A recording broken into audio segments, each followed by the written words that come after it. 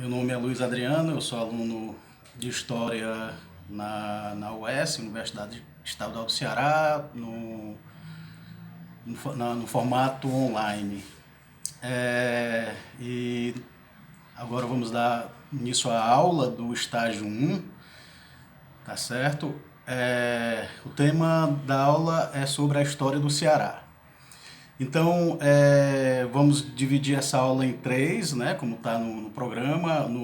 Na primeira parte, eu vou falar sobre um pequeno resumo dos fatos principais da história, da historiografia do Ceará, né, dos fatos que ocorreram durante esse período, né, uma ideia geral. Depois nós vamos, na segunda parte, falar de cada personagem, tá certo? Dos personagens, né, que fizeram parte. E, por fim, nós vamos responder um questionário, né, tá certo? Para tentar sintetizar o assunto. Então, vamos lá, o objetivo da aula, né, na primeira parte.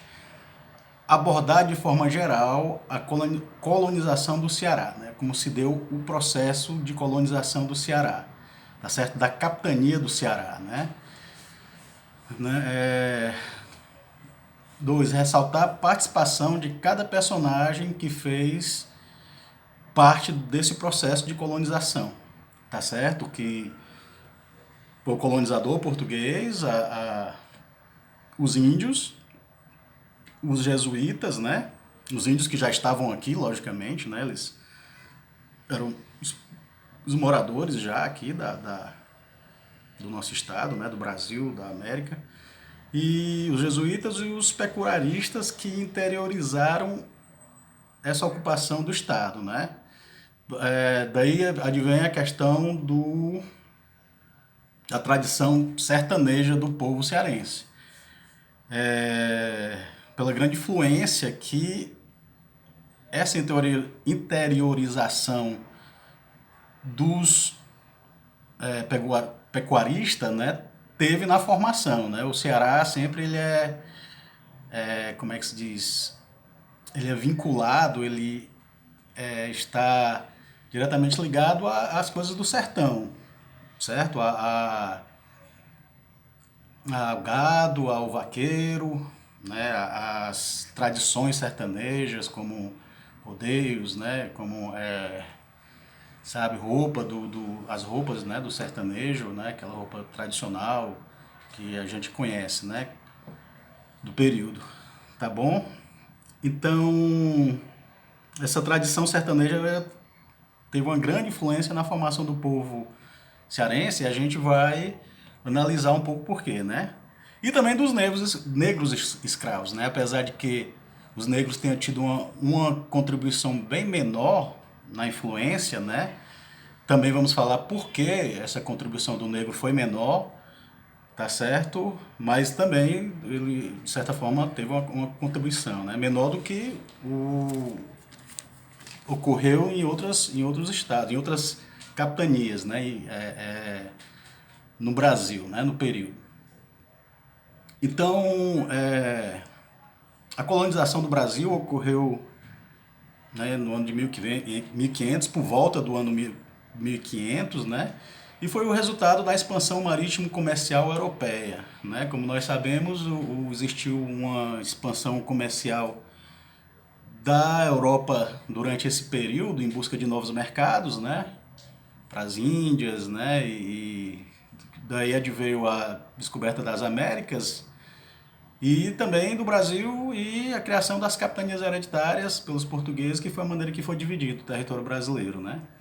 Tá certo? A ocupação do território da capitania do Ceará se deu em dois sentidos, né? Do litoral, primeiramente, e secundariamente para o interior. O litoral, o objetivo era a de proteção, logicamente, né? Todos os países, né, nessa época, eles protegiam seus territórios a partir do litoral. Por quê? Porque não existia uma outra forma de que fosse feita essa invasão, né, Não existia outra maneira de adentrar um país nessa época que não fosse pela forma marítima, né? Isso é muito lógico. Não existia tecnologia para fazer diferente, a não ser que fosse fronteiras, né? Que não era o caso do Brasil e da América, né? Não tinha fronteira com outros países porque estava tudo no início. Então, o objetivo era a proteção, né? E existiam os capitães-mores, né? Que eram os responsáveis pela proteção das capitanias. Tá certo? O donatário era a pessoa que recebeu o direito de explorar a capitania e os capitão-mores eles eram nomeados para fazer essa proteção, né? No caso do Ceará foi Martim Soares Moreno, que inclusive ele é considerado o fundador do Ceará, né? Foi o primeiro capitão-mor do Ceará, tá certo? Então, a colonização do litoral era feita por fortificações militares, chamadas fortes, né?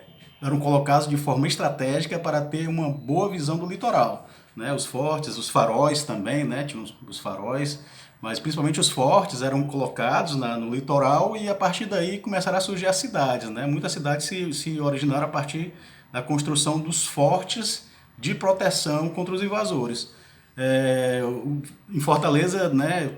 O forte de Nossa Senhora da Assunção foi o maior de todos, né, localizado à esquerda do rio Pajeú, foi construído em 1649. E a razão do nome Fortaleza, né, na nossa cidade partiu do forte de Nossa Senhora da Assunção. E do clube de futebol Fortaleza Esporte Clube também, né, o tricolor. Então, a partir dos fortes foi crescendo a cidade como as estruturas e instalações, né? Como eu falei, a partir do aparecimento dos fortes no litoral, as cidades iam surgindo, né? Ia surgindo toda uma estrutura, né?